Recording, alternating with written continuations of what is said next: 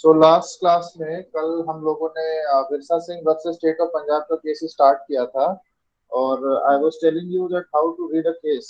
Case में क्या क्या चीजें होती हैं जो हमारे काम की होती हैं, उन चीजों पर फोकस करना जो है हमारा इम्पोर्टेंस होता है, क्योंकि केस में बहुत सारी चीजें लिखी जाती है। और इसी दैट जब भी कोई केस लिखा जाता है तो 50 50 60 60 70 80 100 100 150 150 200 पेज से भी ज्यादा हो जाता है। वैसे सिचुएशन में आप पूरा का पूरा अगर केस पढ़ने बैठ जाएंगे तो फिर तो आपको बहुत सारे केसेस पढ़ने होते हैं, बहुत सारे केसेस डील करने होते हैं, तो इट इज नॉट पॉसिबल।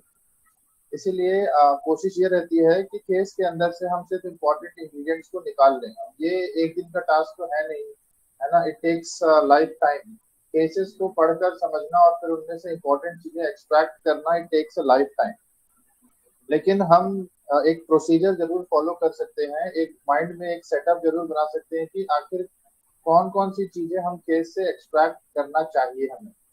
तो पहली चीज मैंने आपको बताई थी फैक्ट्स, दूसरी चीज बताई थी रेशियो या ऑब्जर्वेशन, और तीसरी चीज बताई थी डिसीजन क्या है। ठीक है। सो फैक्ट्स हम देख रहे थे कि हमारे पास स्टार्टिंग की कुछ पैराग्राफ्स में फैक्ट्स दिए होते हैं, और उन फैक्ट्स के आधार पर हमें पता चलता है कि इस केस में किस चीज से के ऑफेंस कमिट हुए होंगे, और साथ ही साथ कौन कौन सी धाराएं लगी हैं, कौन कौन से चार्जेस लगे हैं इस केस में जिसके ऊपर कोर्ट में ट्रायल चल रहा है। ठीक है। बिना चार्ज फ्रेम किए कोर्ट में ट्रायल चलना पॉसिबल ही नहीं है, क्योंकि जब तक धारा नहीं लगेगी तब तक कैसे केस आगे बढ़ेगा। हम क्या प्रोसिक्यूशन करेंगे, जब तक कोई धारा ही नहीं लगी रहेगी तब तक हम प्रोसिक्यूशन कैसे कर सकते हैं। सो इसीलिए मैंने यहाँ पर आपका पैराग्राफ नंबर 6 तक कराया था, if I am not wrong.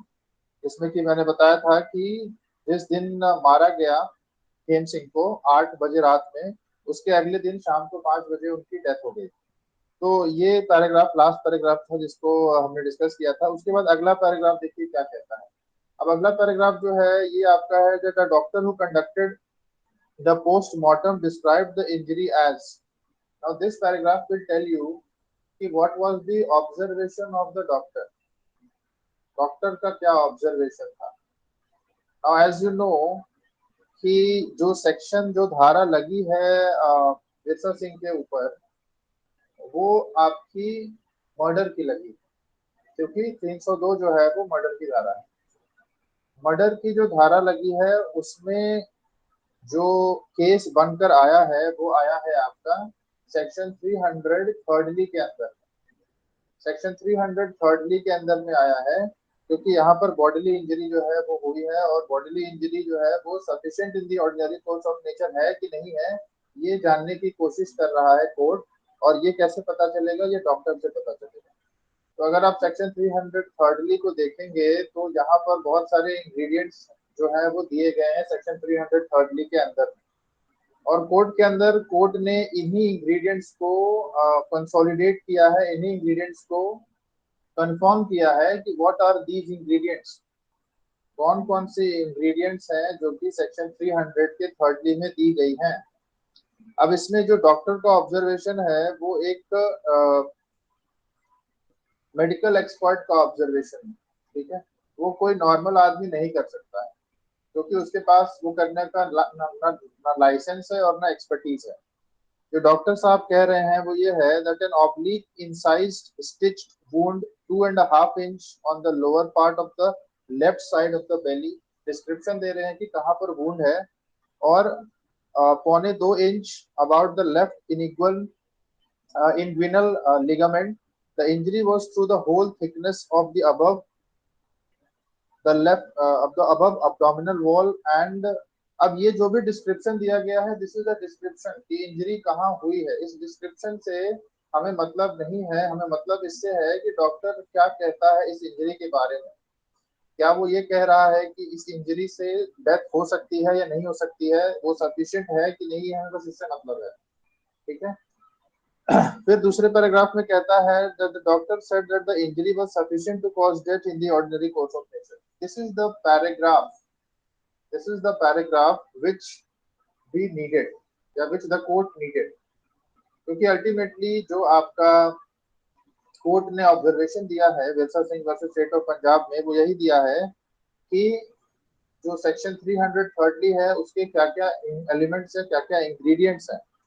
उसके बाद कोर्ट ये कहता है कि द लर्नेड सेशन जज found that the appellant was 21 to 22 years old, 21 से 22 साल का था वो। और उसने कहा, कोर्ट ने कहा that when the common object of the assembly seems to have been to cause grievous hurt only, I do not suppose Virsa Singh actually had the intention to cause the death of the Khem Singh, but by a rash and silly act he gave a rather forceful blow which ultimately caused his death. अब यहाँ पर जज ये चीज कह रहा है कि 21 से 22 साल का है वो पर्सन जिसकी डेथ हुई है, मतलब जो एपलेंट है, जो एपलेंट है मतलब जिसने अपील किया है ना। So when the common object of the assembly seems to have been to cause grievous hurt only, यहाँ पर जो 5 लोग थे, 6 लोग थे ना टोटल, स्टार्टिंग में मैंने देखा होगा आपने कि टोटल 6 लोग थे। अब 6 लोग होने की वजह से क्या हुआ कि यहाँ पर आपका सेक्शन 149 भी लगा है, और उसलिए कोर्ट ये ऑब्जर्व कर रही है कि ये जो अनलॉफुल असेंबली है, इनका जो कॉमन ऑब्जेक्ट है वो ग्रीवस हर्ट देना लग रहा है, ठीक है। और इसीलिए Virsa Singh actually had no intention to cause the death of Khem Singh. Khem Singh को सिर्फ कॉमन इंटेंशन है ग्रीवस हर्ट देने का, न कि डेथ लाने का। But by a rash and silly act he gave rather forceful blow, लेकिन एक रैश और सिली एक्ट की वजह से उन्होंने इतना फोर्सफुल ब्लो दे दिया जिसकी वजह से खेम सिंह की डेथ हो जाती है। And the petitionatis also supervened that the hastened the death of Khem Singh. अब क्या है कि यहाँ पर जो डॉक्टर है वो कह रहा है कि ये हेसेंड कर दिया, हेसेंड मतलब कि स्पीड अप कर दिया death of Khem Singh, but for that Khem Singh ने परहैप्स नॉट हैव डाइड और may have lived a little longer. अगर वो ऐसा फोर्सफुल ब्लो नहीं देता तो हो सकता था कि खेम सिंह थोड़ा और ज्यादा दिन तक जिंदा रहता बजाय अभी मरने के। Based on those facts, he said that the case fell under section 330 and so he convicted under section 302 of the IPC। और अब फैक्ट्स को देखते हुए कोर्ट ने ये कहा कि ये 330 में आता है और इसीलिए उसको 302 में सजा दिलनी चाहिए, ठीक है। नाउ यू सी कि इसमें आपको सारे पैराग्राफ पढ़ने की जरूरत नहीं है, जस्ट रीड दोज पैराग्राफ्स जो कि आपका लग रहा है कि आपके कोई कोर्ट का इंपॉर्टेंट ऑब्जर्वेशन, ठीक है। Now you see paragraph number 10 में आइए जरा। पैराग्राफ नंबर 10 कहता है, it was argued that with much circumlocution that the facts set out above do not disclose an offense of murder because the prosecution has not proved that there was an intention to inflict a bodily injury that was sufficient to cause death of the ordinary course of nature, and section 330 was quoted। अब ये आपका इतना important नहीं है क्योंकि ये simple plain observation है court का, कि कोर्ट यहाँ पर बता रही है आपको कि सेक्शन 330 क्या कहता है। And it was said that the intention that the section requires must be related not only to the bodily injury inflicted but also to the clause, and the bodily injury intended to be inflicted is sufficient in the ordinary course of nature। अब यहाँ पर आपके arguments है, यहाँ पर दोनों पक्ष के आर्गुमेंट्स है। एक पक्ष ये कह रहा है, जो बचना चाहता है वो ये कह रहा है, जो एक्यूज है, कि यहाँ पर जो सेक्शन 330 में जो इंटेंशन की बात की गई है वो इंटेंशन आपका सिर्फ उसी पार्ट से रिलेटेड नहीं है जिस पार्ट में वो इंटेंशन लिखा गया है। It is also related to the other parts of the section 330। अगर आप सेक्शन 300 को पढ़ेंगे बारीकी से तो सेक्शन 300 का थर्डली क्या कहता है, if it is done with the intention of causing bodily injury to any person and the bodily injury intended to be inflicted is sufficient in the ordinary course of nature to cause death। Now you see यहाँ पर दो parts है। पहला part ये कहता है if it is done with the intention of causing bodily injury, if it is with the intention to cause bodily injury, तो आपका जो काउंसिल है, जो एक्यूज का काउंसिल है, ही सेइंग कि यहाँ पर जो intention to cause bodily injury है it must be related to the entire section 300 thirdly and not only to the intention of causing bodily injury to any person। क्योंकि अगर intention of causing bodily injury से सिर्फ related रहेगा तो फिर मतलब पूरे सेक्शन से अगर रिलेटेड रहेगा, then in that case court में यह भी प्रूव करना पड़ेगा that there was intention to inflict such bodily injury which was sufficient in the ordinary course of nature.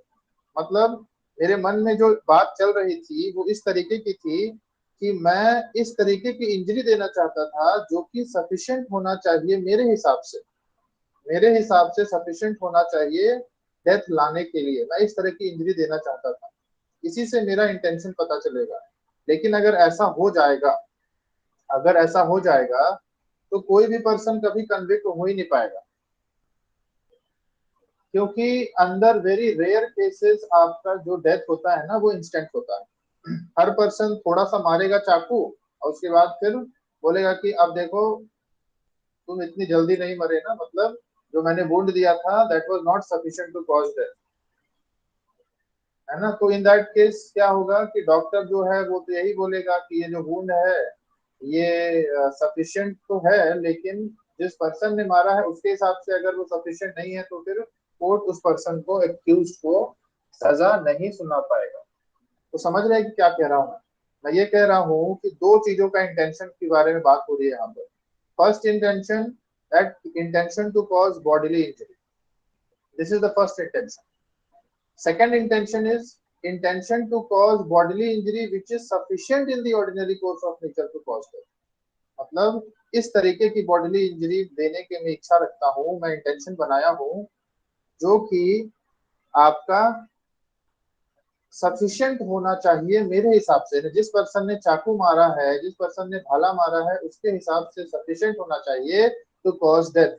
अब आप खुद बताइए, खुद सोचिए, कॉमन सेंस लगाइए कि अगर ये अलाउ कर दिया जाए कि जो पर्सन है सफिशिएंट उसके हिसाब से होगा, कि वो सोच रहा है कि मर जाएगा तभी वो एक्यूज को मर्डर की सजा मिलेगी, तो फिर ऐसे सिचुएशन में वो हल्का सा मारेगा और बोलेगा कि मैं तो नहीं चाह रहा था कि मर जाए, मैं तो बस उसको बॉडीली इंजरी देना चाह रहा था। तो मर्डर में तो वो आ ही नहीं पाएगा कभी। कल्पेबल होमिसाइड में आ सकता है बट मर्डर में नहीं आ सकता, है ना। इसीलिए इस केस में आपको कोर्ट ने गाइडलाइंस दिए थे कि सेक्शन 300 का जो थर्डली है वो क्या बात करता है, ठीक है। नाउ इफ यू सी, आप आइए पैराग्राफ नंबर 14 पर। पैराग्राफ नंबर 14, पैराग्राफ 14 ये कहता है,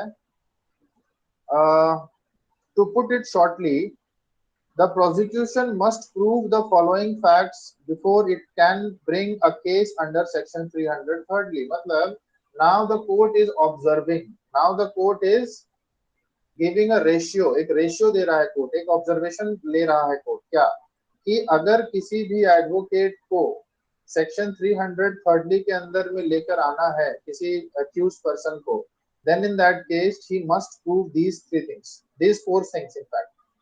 उसे वो चार चीजें प्रूव करनी पड़ेंगी जो कि सब्सिक्वेंटली यहाँ पर मेंशन है। Now this is the observation of the court and this observation is binding. अब ये बाइंडिंग है, मतलब कि जितने भी आपके सब्सिक्वेंट केसेस आएंगे उन सारे केसेस में this observation you will use to find out whether the case has come into section 300 thirdly or not, ठीक है। Now this is the observation. अभी तक हम लोगों ने जो भी पढ़ा that was related to the fact of the case. Now we will see कि अब कोर्ट क्या ऑब्जर्वेशन दे रहा है। नाउ मैंने डायरेक्टली आपको इतना लंबा चौड़ा पैराग्राफ छोड़ छाड़ कर आपका 12 नंबर नहीं देखा, 11 नंबर नहीं देखा, 13 नंबर नहीं देखा, सीधे 14 पे ले आया, because I have read this case from the case material. तो मुझे पता है कि कौन से पैराग्राफ में क्या है, बट ऐसा हर बार तो होगा नहीं आपके साथ, हर बार तो आप नया केस आपके सामने होगा। अब वैसे सिचुएशन में क्या करें, तो वैसे सिचुएशन में you have to read very broadly, मतलब ऊपर ऊपर से आपको पढ़ना पड़ेगा। ऊपर ऊपर से पढ़ने के बाद ही आपको पता चलेगा कि इस पैराग्राफ में क्या चीजें दी गई होंगी। जैसे फॉर एग्जांपल अगर आप देखें पैराग्राफ नंबर 12, वो क्या बात करता है, once that is found the inquiry shifts to the next clause and the bodily injury intended to be inflicted is sufficient in the ordinary course of nature to cause death। और यहाँ पर court observation दे रही है। Now this observation which the court is giving is elaborative. ये elaborate है, मतलब जो आपके सेक्शन 300 का जो डिस्क्रिप्शन है, जो सेक्शन 300 थर्डली का जो एक्सप्लेनेशन है, उसको elaborately बता रही है कि हम लोग उसको कैसे रीड आउट करेंगे. But what we are doing in para 14 is we are just putting it short. हम उसे छोटा कर रहे हैं. यानी जो आपका 11 नंबर पैराग्राफ है, 12 नंबर और 13 नंबर में जितनी भी बातें लिखी गई हैं, we are just making it short so that we can put it lucidly. बहुत आसानी से हम उस चीज को एक्सप्लेन कर सकते हैं कि इस सेक्शन में, सेक्शन 330 में इन चीजों को हमें सिर्फ देखना है. इतना एलैबोरेटिव तो याद नहीं रहता है जनरली, इसीलिए ये छोटा करके दिया गया है. सो नाउ पैराग्राफ नंबर 14, 15, 16, 17, 18, 19, ये आपके पैराग्राफ जो है बहुत इंपॉर्टेंट है, बिकॉज ये आपको जो भी आपने 11, 12 और 13 में डिस्कस किया कोर्ट में, उसका बस जिस्ट है. It is just gist of it कि क्या निष्कर्ष निकल कर आया इन 3 पैराग्राफ से, 11, 12 और 13. सो इट सेज कि the court has to prove, the advocate has to prove what. Firstly, it must establish quite objectively that a bodily injury is present. यानी कि सेक्शन 300 में थर्डली पॉइंट में लाने के लिए the council of the prosecution must prove that quite objectively that the bodily injury is present. Objectively prove करना पड़ेगा that the bodily injury is present. Now what is the meaning of objectively? Objectively का मतलब ये है कि हाँ और ना में जवाब बस होना चाहिए. ऑब्जेक्टिवली का मतलब ये है कि हाँ और ना में जवाब होना चाहिए कि क्या बॉडीली इंजरी मौजूद है, हाँ है, ठीक है. उसके आगे कैसे है, कहाँ है, क्यों है, कोई मतलब नहीं. दूसरा है, secondly the nature of the injury must be proved. These are purely objective investigations. मतलब नेचर ऑफ द इंजरी भी आपकी ऑब्जेक्टिवली होगी. Now what is the meaning of nature of injury? Nature of injury का मतलब है on which part of the body the injury has been inflicted, whether it is a vital part of the body or whether it is the non-vital part of the body. जैसे देख रहे हैं आप कि उसने जब भाला मारा, तो भाला मारने के बाद में उसके बॉडी की 3 अकड़ियां, 3 इंटेस्टाइन की लेयर्स बाहर निकलकर आ गई थी. This shows the nature of the injury, bodily injury, and this shows that vital organ पर मारा गया था. ठीक है. So nature of the bodily injury को भी हम ऑब्जेक्टिवली टेस्ट करेंगे कि क्या वो वाइटल ऑर्गन पर मारा गया था या नहीं मारा गया था. यहाँ पर हाँ मारा गया. तीसरा पॉइंट कहता है it must be prove that there was intention to inflict that particular bodily injury. ये प्रूव करना पड़ेगा कि इंटेंशन उसी पर्टिकुलर बॉडीली इंजरी को देने का था, and it must not be an accidental और अनइंटेंशनल. ये एक्सीडेंटल नहीं होना चाहिए और इंसिडेंटल, अनइंटेंशनल भी नहीं होना चाहिए, और that some other kind of injury was intended, या कोई और इंजरी इंटेंड की जा रही थी लेकिन गलती से ये हो गया, ऐसा नहीं होना चाहिए. वही पर्टिकुलर बॉडीली इंजरी जो है वो होनी चाहिए. Now this you have to prove subjectively. This you have to prove subjectively that that particular bodily injury was intended. This you have to prove subjectively कि जिस पर्सन ने भी मारा है उसके मन में वही बॉडीली इंजरी देने का इंटेंशन था. नाउ मैं जब कहता हूं कि वही बॉडीली इंजरी देने का इंटेंशन था, मतलब क्या कि पेट पर ही मारने का इंटेंशन था? नहीं, उसे इस तरीके से मारने का इंटेंशन था कि वो उसका वाइटल पार्ट, और वहां पर वो भाला से मारेगा तो ब्लीडिंग हो जाएगी काफी, जिसकी वजह से डेथ हो जाएगी. ये सब चीजें उसके मन में थी. This was the intention of that person. So this shows that the intention of causing the bodily injury, and especially that particular bodily injury, must be proved subjectively. उसको subjectively prove किया जाना चाहिए. फिर कहता है when these 3 elements are proved to be present, the inquiry proceeds further. On 4th point says it must be proved that the injury of this type just described, made out of 3 elements set out above, is sufficient to cause death in the ordinary course of nature. एक बार ये 3 चीजें prove हो जाती हैं, उसके बाद में you have to prove that these things, this injury is sufficient in the ordinary course of nature to cause death. and this part of the inquiry is purely objective and inferential and has nothing to do with the intention of the offender. Offender के intention से कोई मतलब नहीं है, क्योंकि जो prosecution का जो अपोजिट लॉयर है वो तो यही कह रहा था ना कि इंटेंशन आपका ऐसा होना चाहिए कि जो बॉडीली इंजरी दे रहे हैं वो sufficient in the ordinary course of nature मेरे हिसाब से होना चाहिए, यानी जो अक्यूज्ड है उसके हिसाब से होना चाहिए, यही दलील दे रहा था वो। लेकिन कोर्ट ने इस चीज को क्लियर किया कि नहीं, जो इंटेंशन है वो अलग है और ये sufficient in the ordinary course of nature है। This must be seen objectively and inferentially, inference draw करना होगा from the report of the doctor. Doctor बताएगा कि सफिशिएंट है कि नहीं है, anybody cannot tell whether it is sufficient or not. Only the doctor or a medical expert can tell whether it was sufficient in the ordinary course of nature to cause death or not. Then paragraph 20 के कुछ sentences हैं which says once these four elements are established by the prosecution, the offense is murder and under section 330, यानी कि एक बार आपका ये चार elements prove हो जाता है, then in that case this offense will be murder under section 330 and it does not matter that there was intention to cause death or not. इससे कोई फर्क नहीं पड़ेगा कि इंटेंशन डेथ लाने का था कि नहीं था, and it does not matter that there was no intention to cause any injury of a kind that is sufficient to cause death in the ordinary course of nature. Sufficient to cause death in the ordinary course of nature का intention था कि नहीं था, इससे भी कोई फर्क नहीं पड़ेगा। क्यों नहीं पड़ेगा? क्योंकि इंटेंशन जो है वो हम सिर्फ किसके साथ रिलेट करेंगे, ओनली बॉडीली इंजरी के साथ, दैट पर्टिकुलर बॉडीली इंजरी के साथ इंटेंशन रिलेट करेंगे। अपार्ट फ्रॉम दीज 3 पॉइंट्स जो है उनको हम लोग ऑब्जेक्टिवली देखेंगे, ठीक है। नाउ यू सी कि one reference is being made, cases के अंदर में रेफरेंसेस लिए जाते हैं दूसरे केसेस के। So one reference is being made of R versus STN, ये बहुत जरूरी होता है।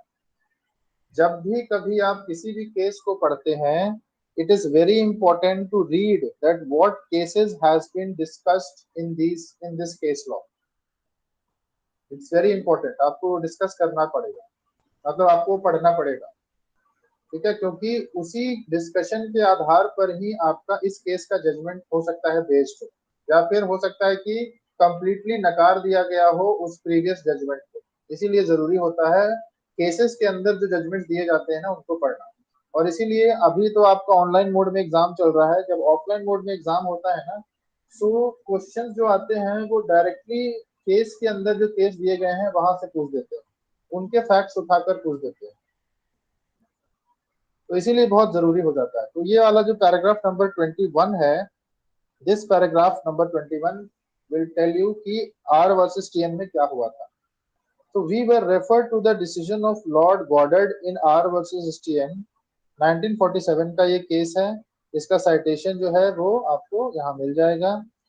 Where the learned Chief Justice says that where a particular intent must be laid and charged, where the particular intent must be laid and charged, that particular intent must be proved. Court के अंदर में इस case में ये कहा गया था कि अगर आप कोई इंटेंशन कोर्ट के अंदर बता रहे हैं कि ये चीज का इंटेंशन है उस पर्सन का, तो उस इंटेंशन को आपको प्रूव भी करना पड़ेगा, उस इंटेंशन को आपको प्रूव भी करना पड़ेगा। Of course it must end of course it must be proved by the prosecution, ये प्रोसिक्यूशन ही प्रूव करेगा, दूसरा तो कोई होता नहीं है कोर्ट के अंदर, या तो प्रोसिक्यूशन होता है या अक्यूज्ड का लॉयर होता है। The only question here is that what is the extent and nature of the intent that section 330 requires and how is it to be proved? सिर्फ एक ही सवाल है यहाँ पर, और वो ये है कि extent and nature of the intent of section 330 क्या है and उसको कैसे प्रूव करेंगे। extent मतलब कि किस हद तक हम जाएंगे ये फाइंड आउट करने के लिए कि उसका इंटेंशन है कि नहीं है, और नेचर मतलब कि वो क्या सोच रहा था, किस तरीके का चीज वो सोच रहा था। The learned counsel for the appellant next replied on a passage where the learned Chief Justice says that if on the totality of the evidence there is room for more than one view as to the intent of the prisoner, the jury should be directed that it is for the prosecution to prove the intent to the jury's satisfaction, and if on the review of the whole evidence they either think that the intent did not exist or they are left in doubt as to the intent, the prisoner is entitled to be acquitted. मतलब ये clearly आपको बता रहा है ये paragraph, जो कि are versus TN के केस में बोला गया था कि जूरी को आपको सेटिस्फाई करना है, क्योंकि आपके ब्रिटेन में जूरी सिस्टम है, तो जूरी को सेटिस्फाई करना है कि ये जो इंटेंशन है ये इंटेंशन कैसा है, जूरी को सेटिस्फाई करने का काम है आपका। एक बार आप जूरी को सेटिस्फाई कर देते हैं, उसके बाद में फिर आपका सब चीज ठीक हो जाता है। लेकिन अगर जूरी सेटिस्फाई नहीं कर पाते हैं या फिर जूरी के मन में डाउट रह जाता है, then in that case the prisoner is entitled to be acquitted, क्योंकि क्रिमिनल लॉ सिस्टम जो है वो ऐसा है कि every person is innocent until prove guilty. तो जब ऐसा है तो फिर जब तक आपके मन में डाउट है, मतलब वो गिल्टी अभी प्रूव ही नहीं हुआ है, क्योंकि आपको पता है कि एक और क्रिमिनल लॉ प्रिंसिपल है, that is proof beyond reasonable doubt. In criminal law you have to prove beyond reasonable doubt. In civil law you have to prove preponderance of probabilities, यानी कि प्रोबेबिलिटी बस आपको बतानी है कि हो सकता है, और क्रिमिनल लॉ के केस में ऐसा नहीं है। क्रिमिनल लॉ के केस में सिर्फ यही हो सकता है ऐसा समझाना है कोर्ट को, इसके अलावा कुछ हो ही नहीं सकता है दूसरा। तो एक भी अगर डाउट रहता है कोर्ट के मन में तो उस पर्सन को एक्विट कर दिया जाता है, उस पर्सन को कन्विक्ट नहीं किया जाता है। अब इस पैराग्राफ का रेफरेंस लेते हुए कोर्ट इस केस में कहती है, बिरसा सिंह के केस में ये कहती है, जो कि नेक्स्ट पैराग्राफ में लिखा है, we agree that that is also the law in India. हम इस बात से एग्री जरूर करेंगे कि जो आपका पैराग्राफ नंबर 22 में बताया है वो इंडिया में भी सेम लॉ है, और this law is in Britain. ये जो आर वर्सेस टीएन का केस है ना, ये ब्रिटेन का केस है, but since in India also we have common law system, तो इसीलिए it is also the law in India, but so is this. लेकिन अभी जो हम लोग बता रहे हैं वो भी आपका इंडिया का लॉ है, और वो क्या है, we quote a few sentences earlier from the same learned judgment. No doubt if the prosecution prove an act, इसमें कोई दो राय नहीं है कि प्रोसिक्यूशन अगर कोई एक्ट प्रूव करता है, the natural consequences of which would be certain result and no evidence or explanation is given, जिसका कि नेचुरल कॉन्सिक्वेंसेस जो है वो एक सर्टेन रिजल्ट है, मतलब उससे एक सर्टेन रिजल्ट निकल कर आ रहा है, ऐसा एक्ट जो है प्रोसिक्यूशन ने प्रूव किया है, लेकिन उसका कोई भी एविडेंस या एक्सप्लेनेशन मौजूद नहीं है। Then a jury may, on a proper direction, find that the prisoner is guilty of doing the act with the intent alleged. Then in that case, jury जो है अब उसके ऊपर डिपेंडेंट है ये फाइंड आउट करना कि जो पर्सन है वो गिल्टी है कि नहीं, और उसका इंटेंशन जो एलिज किया जा रहा है वो है कि नहीं। तो सिर्फ ये नहीं है कि आपका एडवोकेट को प्रूव करना होता है कि इस पर्सन का इंटेंशन है कि नहीं है, it is the jury as well who has to use its brain to find out whether the prisoner is guilty or not. तो जूरी का सिस्टम इंडिया में खत्म कर दिया गया है, लेकिन आर्ग्यूमेंट्स तो अभी भी होते हैं ना कोर्ट में, तो इसीलिए यहाँ पर आपका जो भी आपका जज है वही एक तरीके से जूरी बन चुका है, क्योंकि सब कुछ उसी को करने हैं। सो नाउ पिछला पैराग्राफ से हमें ये पता चला कि जो भी जज होता है, वो जो भी प्रोसिक्यूशन होता है, उसे जूरी के सामने प्रूव करनी होती है कि ये जो पर्सन है इसका इंटेंशन था डेथ लाने का। अगर वो नहीं प्रूव कर पाता है तो जूरी जो है वो उस पर्सन को एक्विट कर सकता है।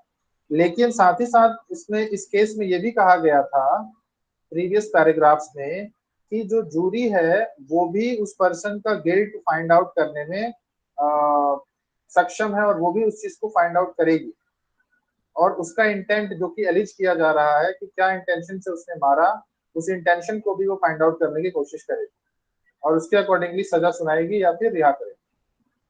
This is exactly the position here. India में यही पोजीशन है। नो एविडेंस और explanation is given about why the appellant thrust a spear into the abdomen of the deceased with such force that it penetrated the bowels and 3 coils of the intestines came out of the wound, and that deceased food oozed out from the cut in 3 places. इस बात का कोई explanation या evidence नहीं दिया गया है कि क्यों आखिर उसने इतना थ्रस्ट से भाला घुसाया जिसकी वजह से उसका जो भी खाना था इंटेस्टाइन में वो बाहर निकल आया. In the absence of evidence, a reasonable explanation that a prisoner did not intend to stab in the stomach with a degree of force sufficient to penetrate that far into the body or to indicate that this act was a regrettable accident and that he intended otherwise, it would be perverse to conclude that he did not intend to inflict the injury that he did. अब ये कह रहा है कि यहाँ पर यदि हम ये कहें कि एविडेंस नहीं है या रीजनेबल एक्सप्लेनेशन नहीं है कि क्यों उसने इस तरीके से मारा, तो it would be perverse to conclude that he did not intend to inflict the injury that he did. ये कहना सही नहीं होगा कि जो इंजरी वो इन्फ्लिक्ट करना चाहता था वही इंजरी उसने दिया. Once that intent is established, possible in this case, and no other conclusion is reasonably possible in the case, and in any case, it is the question of the fact, the rest is a matter of objective determination from the medical and other evidence about the nature and seriousness of the injury. तो एक बार ये चीज prove हो जाती है कि उसका intention उसी पर्टिकुलर बॉडीली इंजरी को देने का था, उसके बाद जो भी चीजें होंगी वो हम सिर्फ ऑब्जेक्टिव टेस्ट के आधार पर फाइंड आउट करेंगे, उस चीज को सब्जेक्टिवली फाइंड आउट नहीं करेंगे. फिर आपका दूसरा केस भी रेफरेंस इसमें लिया है, एम्परर वर्सेस सरदार खान, जारिद खान. अब इसमें कोर्ट ने क्या बोला था वो आप जानेंगे, उसको आप पढ़ेंगे. तो इस तरीके से आपका ये सब ऑब्जर्वेशन होता है जो कि कोर्ट में लिया जाता है. बट हमारे लिए इसमें क्या इंपॉर्टेंट है, हमारे लिए इसमें ये इंपॉर्टेंट है कि what is the fact of the case. Why fact of the case? Because जब हमारे सामने कोई प्रॉब्लम आता है तो उस प्रॉब्लम का सॉल्यूशन हम तभी दे पाते हैं जब हम उस प्रॉब्लम को समझेंगे. और जब हम ऑलरेडी इस तरीके के फैक्ट्स को पढ़ चुके हैं तो हमें याद रहेगा, तो हम समझ पाएंगे कि इस गिवन फैक्ट्स में भी इस तरीके का चीजें लग सकता है, इसीलिए जरूरी होता है. Otherwise it is not so important. Then उसके बाद दूसरा चीज है ऑब्जर्वेशन. ऑब्जर्वेशन मैंने आपको बताया कि कोर्ट ने ऑब्जर्व किया विरसा सिंह के केस में कि सेक्शन 300 जो थर्डली है उसमें आपको 4 चीजें देखनी होंगी, और उन 4 चीजों में से 3 चीजें ऑब्जेक्टिवली देखनी होंगी और एक चीज सब्जेक्टिवली देखनी होगी.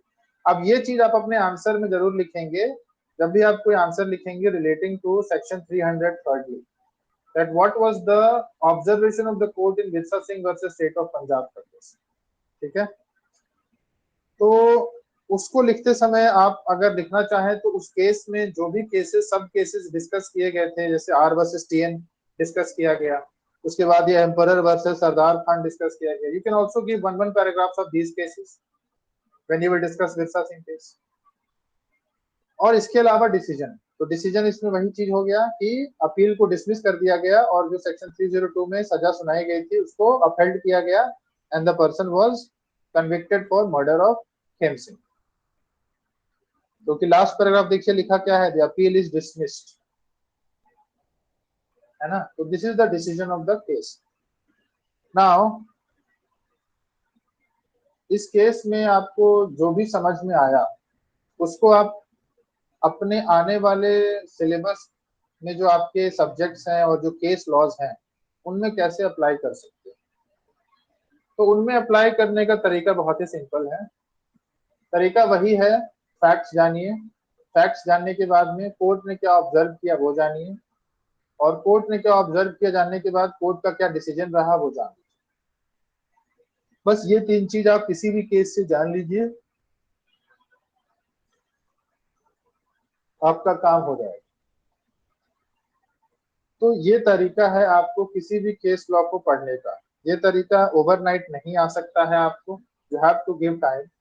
2-3 महीना तो एटलीस्ट देना ही पड़ेगा. 2-3 महीने में एटलीस्ट 10 से 15 केसेस पढ़ेंगे अच्छे से पूरा पूरा, तब जाकर आपको समझ में आएगा कि कौन से केस में से कौन सा चीज हमें लेना है, कौन सा चीज छोड़ना है. अभी तो मैं इस केस को पढ़ा हुआ था इसीलिए मैंने आपको पूरा बता दिया कि इस पैराग्राफ को छोड़ दीजिए, इस पैराग्राफ को पढ़िए. बट अगर मेरे सामने भी अगर कोई केस आता है तो आई ऑल्सो हैव इश्यूज, मुझे भी प्रॉब्लम होती है उस केस को पढ़ने में, जबकि मैं ऑलरेडी बहुत सारे केसेस पढ़ चुका हूँ. So it is not that कि आई हैव बिकम एक्सपर्ट और ये सब कुछ नहीं है. लॉ में कोई एक्सपर्ट नहीं है, everybody is a learner. If a person says I am an expert in law, he is fooling you.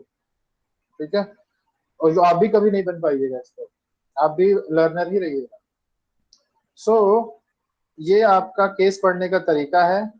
इस चीज को बेयर एक्ट से रिलेट अगर करेंगे तो कैसे है कि बेयर एक्ट को पहले पढ़ेंगे, उसके बाद केस लॉज को पढ़ेंगे, फैक्ट्स को पढ़ेंगे, और फिर अप्लाई करने की कोशिश करेंगे कि क्या फैक्ट्स जो दिया गया है वो इस सेक्शन के आधार पर सफिशिएंट है सजा सुनाने के लिए या नहीं, और अगर है तो फिर कैसे है।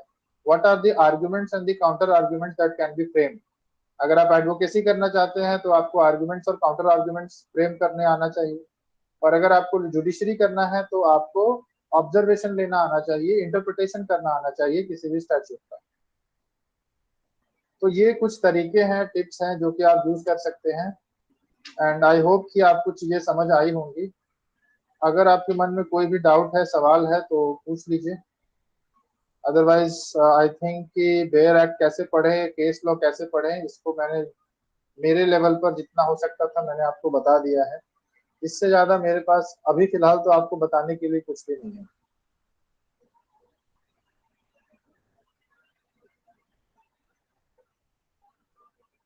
है। कोई डाउट तो पूछ लीजिए।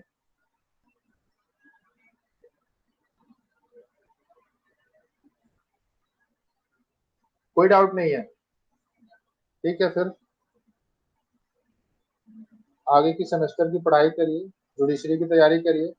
खाली